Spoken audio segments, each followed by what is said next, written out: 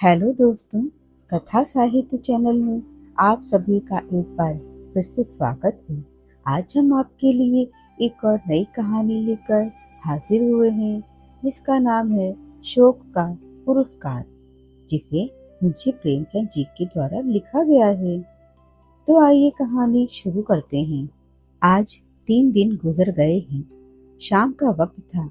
मैं university hall से कुछ होकर चला आ रहा था। मेरे सैकड़ों दोस्त मुझे बधाइयां दे रहे थे। मारे खुशी की मेरी बातें खिल जाती थी।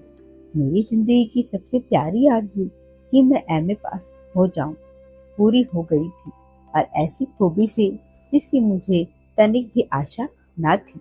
मेरा नंबर अव्वल था। वाइस चांसलर साहब ने मुझे खुद हाथ मिलाकर और मुस्कुराकर कहा था कि भगवान तुम्हें और भी बड़े कामों की शक्ति दे। मेरी खुशी की कोई सीमा न थी। मैं नौजवान था, सुंदर था, स्वस्थ था। रुपए पैसे की ना मुझे इच्छा थी और ना मुझ में कोई कमी। माता पिता बहुत कुछ छोड़कर गए थे। दुनिया में सच्ची खुशी पाने के लिए जिन चीजों की जरूरत है, वह सब मुझे प्राप्त थी। और सबसे बढ़कर एक हौसलामंद दिल था, जो ख्याति प्राप्त करने के लिए अधीर हो रहा था। घर आया, दोस्तों ने यहाँ भी पीछा नहीं छोड़ा। दावत की ठहरी, दोस्तों की खातिर तवाजों में 12 बज गए। लेटा तो बरबस ख्याल मिस लीलावती की तरफ जा पहुंचा, जो मेरे पड़ोस में रहती थी और जिसने मेरे साथ बीए का डिप्लोमा हासिल किया था। भाग्यशाली होगा वह व्यक्ति जो मिस लीला को ब्याहेगा। कैसी सुंदर है, कितना मीठा गला है, कैसा हंसमुख स्वभाव है। मैं कभी कभी उसके यहाँ प्रोफेसर साहब से दर्शन शास्त्र में सहायता लेने के लिए जाया करता था। एक दिन शुभ होता था। वह दिन शुभ होता था जब प्रोफेसर साहब घर पर ना मिलते थे। मिस लीला मेरे साथ बड़े तपाक से पेश आती और मुझे ऐसा मालूम होता था कि मैं ईसा मसीह की शरण में आ जाऊं तो मुझे अपना पति बना लेने में आपत्ति ना होगी। वह शैली, बायरन और कीट्स की प्रेमी थी और और मेरी रुचि भी बिल्कुल उसी की समान थी। हम जब अकेले होते तो अक्सर प्रेम और प्रेम के दर्शन पर बातें करने लगती और उसके मुंह से भावों में डूबी हुई बातें सुन सुनकर मेरे दिल में गुदगुदी पैदा होने लगती थी। मगर अफसोस, मैं अपना मालिक न था। मेरी शादी एक ऊंचे घराने में कर दी गई और अगरचे मैंने अब तक अपनी बीवी की सूरत भी ना देखी थी, मगर मुझे पूरा पूरा विश्वास था कि मुझे उसकी संगत में वह आनंद नहीं मिल सकता जो मिस लीला की संगत में संभव है। शादी हुए 2 साल हो चुके थे, मगर उसने मेरे पास एक खत भी नहीं लिखा था। मैंने 2-3 खत लिखे भी, मगर किसी का जवाब न मिला। इससे मुझे शक हो गया था कि उसकी तालीम भी यूं ही सी है। क्या मैं इसी लड़की के साथ जिंदगी बसर करने पर मजबूर हो जाऊंगा? इस सवाल ने मेरे उन तमाम हवाई किलों को ढहा दिया जो मैंने अभी अभी बनाए थे। क्या मैं मिस लीला से हमेशा के लिए हाथ धो लूं? नामुमकिन है। मैं कुमुदनी को छोड़ दूंगा, मैं अपने घर वालों से नाता तोड़ दूंगा, मैं बदनाम हो जाऊंगा, परेशान हो जाऊंगा, मगर मिस लीला को जरूर अपना बनाऊंगा। इन्हीं ख्यालों के असर में मैंने अपनी डायरी लिखी और उसे मेज पर खुला छोड़कर बिस्तर पर लेटा रहा और सोचते सोचते सो गया। सवेरे उठकर देखता हूँ तो बाबू निरंजन दास मेरे सामने कुर्सी पर बैठे हैं। उनके हाथ में डायरी थी, जिसे वह ध्यान पूर्वक पढ़ रहे थे। उन्हें देखते ही मैं बड़े चाव से लिपट गया। अफसोस, अब उस देवोपम स्वभाव वाले नौजवान की सूरत देखनी ना नसीब होगी। अचानक मौत ने उसे हमेशा के लिए हमसे अलग कर दिया। कुमुदनी के सगे भाई थे, बहुत स्वस्थ, सुंदर और हंसमुख। उम्र मुझसे 2 ही 4 साल ज्यादा थी, ऊंचे पद पर नियुक्त थे। उस दिनों से इसी शहर में तब्दील होकर आ गए थे। मेरी और उनकी गाढ़ी दोस्ती हो गई थी। मैंने पूछा, क्या तुमने मेरी डायरी पढ़ ली? निरंजन ने कहा, हाँ। मैंने फिर पूछा, मगर कुमुदनी से कुछ न कहना। निरंजन ने कहा, बहुत अच्छा है, ना कहूँगा।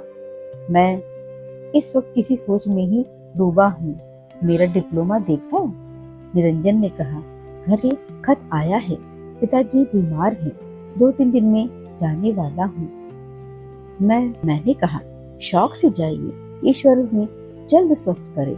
निरंजन ने कहा, तुम भी चलोगे?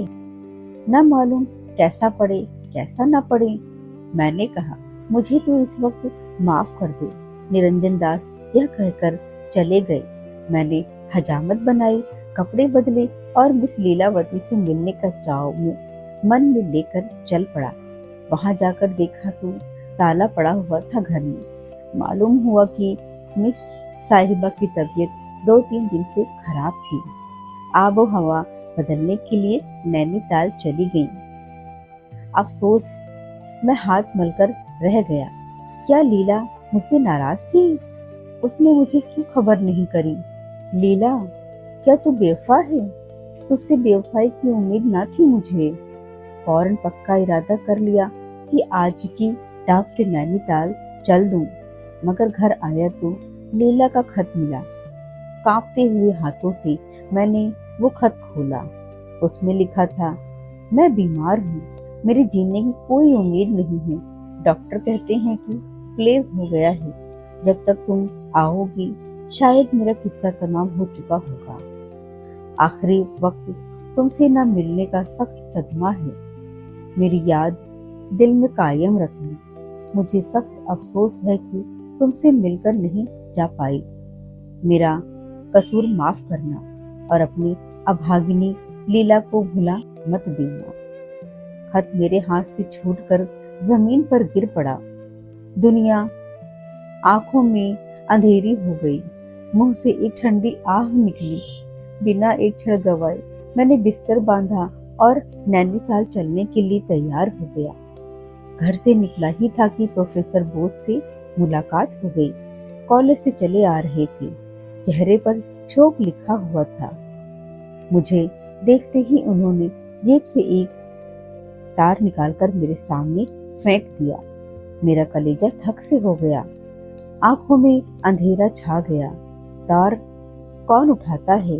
और हाय मारकर बैठ गया। लीला, तू इतनी जल्दी मुझसे जुदा हो गई। मैं रोता हुआ घर आया और चारपाई पर मुंह ढांककर खूब रोया। नैनीताल जाने का इरादा खत्म हो गया था।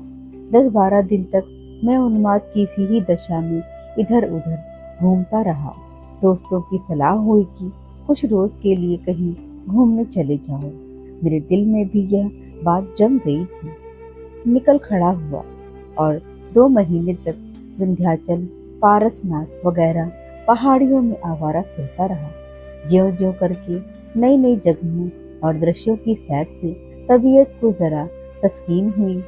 मैं आबू में था जब मेरे नाम तार पहुंचा कि मैं कॉलेज की असिस्टेंट प्रोफेसरी के लिए चुना गया हूँ। ये तो ना चाहता था कि फिर इस शहर में आऊं, मगर प्रिंसिपल के खत में मजबूर कर दिया। लाचार लौटा और अपने काम में लग गया। जिंदा दिली नाम को न बाकी रही थी। दोस्तों की संगत से भागता और हंसी मजाक से चिढ़ मालूम होती थी। एक रोज शाम के वक्त मैं अपने अंधेरे कमरे में लेटा हुआ कल्पना शोक की सैर कर रहा था कि सामने वाले मकान से गाने की आवाज आई। आह, क्या आवाज थी! तीर की तरह दिल में चुभी जाती थी। स्वर कितना करुण था। इस वक्त मुझे अंदाजा हुआ कि गाने में क्या असर होता है। तमाम रोंगटे खड़े हो गए। कलेजा महसूसने लगा और दिल पर एक अजीब वेदना सी छा गई।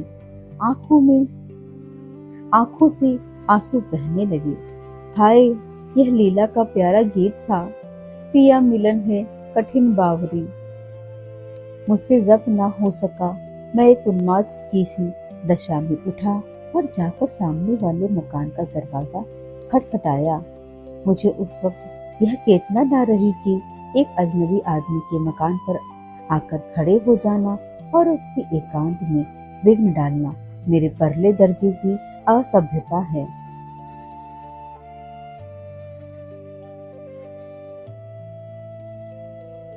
एक बुढ़िया ने दरवाजा खोल दिया और मुझे देखकर लपकी हुई अंदर गई। मैं भी उसके साथ चला गया। दहलीज तय करते ही एक बड़े कमरे में पहुंचा। उस पर एक सफेद फर्श बिछा हुआ था।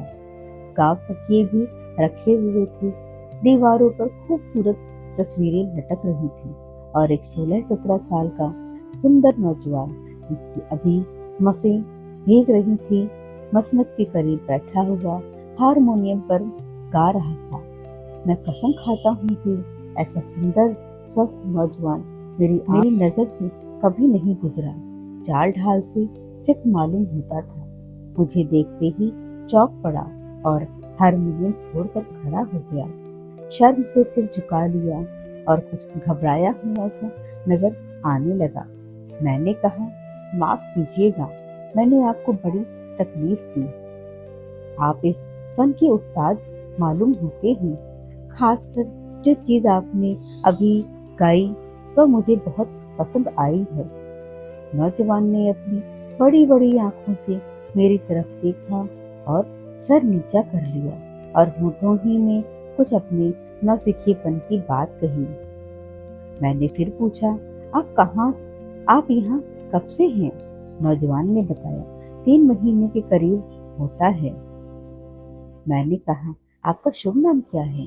नौजवान ने बोला, मुझे मेहर सिंह कहते हैं। मैं बैठ गया और बहुत गुस्ताखाना बेतकल्लुफी से मेहर सिंह का हाथ पकड़कर बिठा दिया और फिर माफी मांगी। उस वक्त की बातचीत से मालूम हुआ कि वह पंजाब का रहने वाला है और यहाँ पढ़ने के लिए आया हुआ है। शायद डॉक्टरों ने सलाह दी थी कि पंजाब की आबो हवा उसके लिए ठीक नहीं है। मैं दिल में तो झेपा कि एक स्कूल के लड़के के साथ बैठकर ऐसी बेतकल्लुफी से बातें कर रहा हूँ, मगर संगीत के प्रेम ने इस ख्याल को रहने न दिया। रस्मी परिचय के बाद मैंने फिर प्रार्थना की कि वही चीज छेड़िए ना। मेहर सिंह ने आंखें नीची करके जवाब दिया कि मैं अभी बिल्कुल नौसिखिया हूँ। मैंने कहा, यह तो आप अपनी जबान से कहिए। मेहर सिंह छेप कर गया। मेहर सिंह छेप गए। मेहर सिंह छेप गया। आप कुछ फरमाइए, हारमोनियम हाजिर है। मैं इस फन में बिल्कुल कोरा हूँ, वरना आपकी फरमाइश जरूर पूरी करता। इसके बाद मैंने बहुत आग्रह किया, मगर मेहर सिंह छेपता ही रहा। मुझे स्वभावतः शिष्टाचार से घृणा है, हालांकि इस समय मुझे धोखा होने का कोई हक न था, मगर जैसे मैंने देखा कि यह किसी तरह न मानेगा तो जरा रुखाई से बोला, खैर जाने दीजिए। मुझे अफसोस है कि मैंने आपका बहुत वक्त बर्बाद कर दिया, माफ कीजिएगा।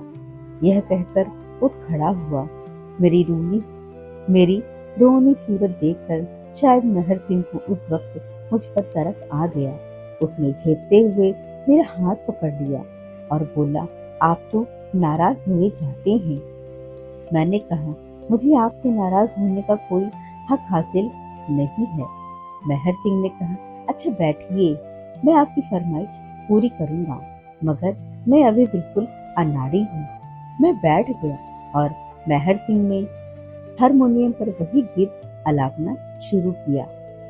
पिया मिलन है कठिन बावरी, कैसी सुरीली तान थी, कैसी मीठी आवाज, कैसा बेचैन करने वाला भाव। उसके गले में वह रस था जिसका बयान नहीं किया जा सकता। मैंने देखा कि गाते गाते खुद उसकी आंखों में भी आंसू आ गए। मुझ पर इस वक्त एक मोहक सपने की सी दशा छाई हुई थी। एक बहुत मीठा, नाजुक, दर्दनाक असर दिल पर हो रहा था, जिसे बयान नहीं किया जा सकता था। एक हरे भरे मैदान का नक्शा आंखों के सामने खिंच गया था और लीला, प्यारी लीला, उस मैदान पर बैठी हुई मेरी तरफ हसरत भरी आंखों से ताक रही है। मैंने एक लंबी आह भरी और बिना कुछ कहे उठ खड़ा हुआ। इस वक्त मेहर सिंह ने मेरी तरफ ताका। उसकी आंखों में मोती के कतरे डबडबाए हुए थे और बोला, कभी कभी तशरीफ लाया कीजिएगा। मैं सिर्फ इतना जवाब दे पाया कि मैं आपका बहुत कृतज्ञ हूँ।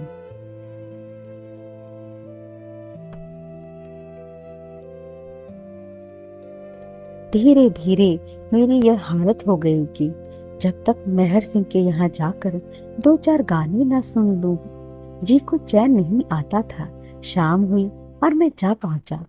कुछ देर तक गानों की बहार लूटता और तब उसे पढ़ाता। ऐसे ज़हीन और समझदार लड़के को पढ़ाने में मुझे खासा मजा आता था। मालूम होता था कि मेरी एक एक बात उसके दिल पर नक्श हो रही है।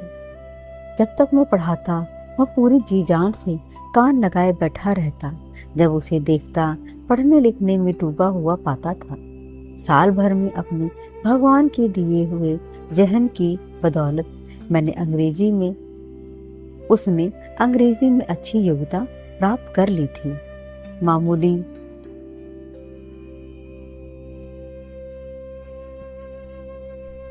मामूली चिट्ठियां लिखने लगा था और दूसरा साल गुजरते गुजरते वह अपने स्कूल के कुछ छात्रों से बाजी ले गया। जितने मुदरिस थे सब उसकी अक्ल पर हैरत करते और सीधा नेक चलन ऐसा कि कभी छूट मूट भी किसी ने उसकी शिकायत नहीं की थी। वह अपने स्कूल की उम्मीद और रौनक था, लेकिन बावजूद सिख होने के उसे खेल कूद में रुचि नहीं थी। मैंने उसे कभी क्रिकेट में नहीं देखा। शाम होते ही सीधे घर चला आता और लिखने पढ़ने में लग जाता था। मैं धीरे धीरे उससे इतना हिल मिल गया कि बजाय शिष्य के उसको अपना दोस्त समझने लगा। उम्र के लिहाज से उसकी समझ आश्चर्यजनक थी। देखने में 17-18 साल से ज्यादा का न मालूम होता था, मगर जब कभी मैं रवानी में आकर दुर्बोध कभी कल्पनाओं की और कोमल भावनाओं की उसके सामने व्याख्या करता तो मुझे उसकी भंगिमा से मालूम होता कि एक एक बारीकी को समझ रहा है। एक दिन मैंने उससे पूछा, मेहर सिंह, तुम्हारी शादी हो गई है क्या? मेहर सिंह ने शर्मा कर जवाब दिया, अभी नहीं। मैंने कहा, तुम्हें कैसी औरत पसंद है? मेहर सिंह ने कहा, मैं शादी करूंगा ही नहीं। मैंने पूछा, क्यों? मेहर सिंह ने कहा, मुझ जैसे जाहिल गवार के साथ शादी करना कोई औरत पसंद नहीं करेगी। मैंने बहुत कम ऐसे नौजवान देखे होंगे जो तुमसे ज्यादा लायक हों और तुमसे ज्यादा समझदारी रखते होंगे। मेहर सिंह ने मेरी तरफ अचंभे से देखकर कहा, आप दिल लगी करते हैं। मैंने कहा, दिल लगी नहीं, मैं सच कहता हूँ। मुझे खुद आश्चर्य होता है कि इतने कम समय में तुमने इतनी योग्यता क्यों कर पैदा कर ली है। अभी तुम अंग्रेजी शुरू किए 3 बरस से ज्यादा नहीं हुए। मेहर सिंह ने कहा, क्या मैं किसी पढ़ी लिखी लेडी को खुश रख सकूंगा? मैंने कहा, बेशक, क्यों नहीं। गर्मी का मौसम था। मैं हवा खाने शिमले गया हुआ था। मेहर सिंह भी मेरे साथ था। वहां मैं बीमार पड़ गया। चेचक निकल आई थी। तमाम जिस्म में फफोले पड़ गए थे। पीठ के बल चारपाई पर पड़ा रहता था। उस वक्त मेहर सिंह ने मेरे साथ जो जो एहसान किए वह मुझे हमेशा याद रहेंगे। डॉक्टरों की सख्त मनाही थी कि वह मेरे कमरे में न आए, मगर मेहर सिंह 8 पहर मेरे ही पास बैठा रहता, मुझे खिलाता पिलाता उठाता बिठाता। रात रात भर चारपाई के करीब बैठकर जागते रहना मेहर सिंह का ही काम था। सगा भाई भी इससे ज्यादा सेवा नहीं कर सकता था। 1 महीना गुजर गया। मेरी हालत रोज बरोज बिगड़ती जा रही थी। एक रोज मैंने डॉक्टर को मेहर सिंह से कहते सुना कि इनकी हालत नाजुक है। मुझे यकीन हो गया कि अब मैं नहीं बचूंगा, मगर मेहर सिंह कुछ ऐसी दृढ़ता से मेरी सेवा सुरक्षा में लगा हुआ था जैसे वह मुझे जबरदस्ती मौत के मुंह से बचा लेना चाहता है। एक रोज शाम के वक्त मैं कमरे में लेटा हुआ था कि किसी की सिसकियों की आवाजें आने लगी। वो मेहर सिंह को छोड़कर और कोई ना था। मैंने पूछा, मेहर सिंह, मेहर सिंह तुम रोते हो? मेहर सिंह ने जब्त करके कहा, नहीं रो, और मैं नहीं रोता हूँ, और मेरी तरफ बड़ी दर्द भरी आंखों से देखने लगा। मैंने कहा, तुम्हारे सिसकने की आवाज आई थी। मेहर सिंह ने कहा, वह कुछ बात न थी, घर की याद आ गई थी। मैंने कहा, सच बोलो। मेहर सिंह की आंखें फिर डबडबा आईं। उसने मेज पर से आईना उठाकर मेरे सामने कर दिया। हे नारायण, मैं खुद को पहचान न सका। चेहरा इतना ज्यादा बदल गया था, रंगत बजाय सुर्ख के स्याह हो रही थी और चेचक के बदनुमा दागों ने सूरत बिगाड़ दी थी। अपनी यह बुरी हालत देखकर मुझसे भी जब्त ना हो सका और आंखें डबडबा गईं। वह सौंदर्य जिस पर मुझे इतना गर्व था बिल्कुल विदा हो गया था। मैं शिमले से वापस आने की तैयारी कर रहा था। मेहर सिंह उसी रोज मुझसे विदा होकर अपने घर चला गया था। मेरी तबीयत बहुत उचाट हो गई थी। असबाब सब बंध चुका था कि एक गाड़ी मेरे दरवाजे पर आकर रुकी और उसमें से कौन उतरा? मिस लीला। मेरी आंखों को विश्वास ना हो रहा था। चकित होकर ताकने लगा था मैं। मिस लीला ने आगे बढ़कर मुझे सलाम किया और हाथ मिलाने को बढ़ाया। मैंने भी बौखलाहट में हाथ तो बढ़ा दिया, मगर अभी तक यह यकीन नहीं हुआ कि मैं सपना देख रहा हूँ यह हकीकत है। लीला के गालों पर वह लाली न थी, न वह चुलबुलापन था, बल्कि वह बहुत गंभीर और पीली पीली सी हो रही थी। आखिर मेरी हैरत कम न होते देखकर उसने मुस्कुराने की कोशिश करते हुए कहा, तुम कैसे हो जेंटलमैन? तुम कैसे जेंटलमैन हो कि एक शरीफ लेडी को बैठने के लिए कुर्सी भी नहीं देते? मैंने अंदर से कुर्सी लाकर उसके सामने रख दी, मगर अभी तक यही समझ रहा था कि सपना ही देख रहा हूँ। लीला ने कहा, शायद तुम मुझे भूल गए हो। मैंने कहा, भूल तो उम्र भर नहीं सकता, मगर आंखों को एतबार भी नहीं होता है। लीला ने कहा, तुम तो बिल्कुल पहचाने नहीं जाते। मैंने कहा, तुम भी तो वह नहीं रही, मगर आखिर यह भेद क्या है? क्या तुम स्वर्ग से लौट आई हो? लीला ने कहा, मैं तो नैनीताल में अपने मामा के यहाँ रहती थी।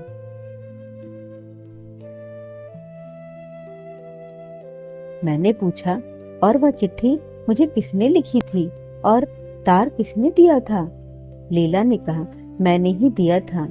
मैंने पूछा, क्यों? तुमने मुझे धोखा क्यों दिया? शायद तुम अंदाजा नहीं लगा सकती कि मैंने तुम्हारे शोक में कितनी पीड़ा सही है। मुझे उस वक्त एक अनोखा गुस्सा आया। यह फिर मेरे सामने क्यों आ गई?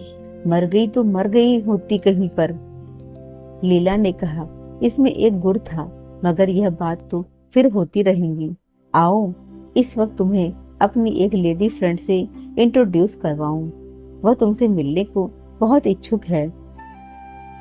मैंने अचरज से पूछा, मुझसे मिलने क्यों? मगर लीलावती ने इसका कोई जवाब नहीं दिया और मेरा हाथ पकड़कर गाड़ी के सामने ले गई। उसमें एक युवती हिंदुस्तानी कपड़े में पहने हुए बैठी हुई थी। मुझे देखते ही उठ खड़ी हुई और हाथ बढ़ा दिया। मैंने लीला की तरफ सवाल करती हुई आंखों से देखा। लीला ने कहा, क्या तुमने पहचाना नहीं? मैंने कहा, मुझे अफसोस है कि मैंने आपको पहले कभी देखा ही नहीं, और अगर देखा भी हो तो घूंघट की आड़ से क्यों कर पहचान सकता हूँ। लीला ने कहा, यह तुम्हारी बीवी कुमुदनी है। मैंने आश्चर्य के स्वर में कहा, कुमुदनी यहाँ? लीला ने कहा, कुमुदनी, मुंह खोल दो और अपने प्यारे पति का स्वागत करूं। कुमुदनी ने कांपते हुए हाथों से जरा सा घूंघट उठाया। लीला ने सारा मुंह खोल दिया और ऐसा मालूम हुआ कि जैसे बादल से चांद निकल आया। मुझे ख्याल आया, मैंने यह चेहरा कहीं देखा है। कहाँ? उसकी नाक पर भी तो वही तिल है, उंगली में वही अंगूठी भी है। लीला ने कहा, क्या सोचते हो, आप पहचाना? मैंने भी कहा, मेरी कुछ अक्ल काम नहीं करती। वो बहू यही गुलिया मेरे एक प्यारे दोस्त मेहर सिंह का है। लीला मुस्कुरा कर बोली, तुम तो हमेशा निगाह के तेज बनते थे, इतना भी नहीं पहचान सकते? मैं खुशी से फूल उठा। कुमुदनी मेहर सिंह के भेष में। मैंने उसी वक्त उसे गले से लगा लिया और खूब दिल खोल कर प्यार किया। इन कुछ क्षणों में मुझे जो खुशी हासिल हुई, उसके मुकाबले जिंदगी भर की खुशियां हेज हैं। हम दोनों आलिंगन पाश में बंधे हुए थे। कुमुदनी, प्यारी कुमुदनी के मुंह से आवाज न निकलती थी। हाँ, आंखों में आंसू जरूर आ गए थे। मिस लीला बाहर खड़ी होकर कोमल आंखों से यह दृश्य देख रही थी। मैंने उसके हाथों को चूम कर कहा, प्यारी लीला, तुम सच्ची देवी हो। जब तक जिएंगे तुम्हारे कृतज्ञ रहेंगे। लीला के चेहरे पर एक हल्की सी मुस्कुराहट दिखाई दी। बोली, अब तो शायद तुम्हें मेरे शोक का काफी पुरस्कार मिल गया होगा। धन्यवाद दोस्तों। आपको हमारी ये कहानी कैसी लगी कमेंट करके जरूर बताइएगा।